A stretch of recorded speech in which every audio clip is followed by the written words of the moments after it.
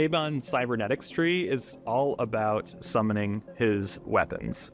He already summons them in his hands to, slap people in the face, but he can actually also summon autonomous drones. So you can have a floating sword, a floating axe, and a floating hammer, kind of tag teaming up against all the adversity that you come across. Fun thing about Amon is that he actually gets what's called the Forge skill, and the Crucible's Forge skill, which is a secondary action skill, will actually see him take both axes, snap them together, and throw them at his enemies. It'll go out, it'll return, and it'll hit and damage people in both directions.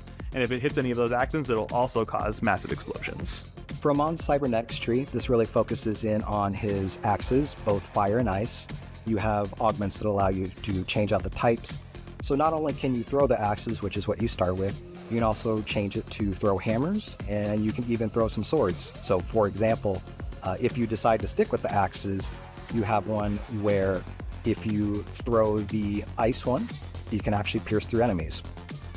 Amon's Crucible sees him take out two elemental axes. One is fire and one is frost that you can chuck into your enemies to deal massive elemental damage.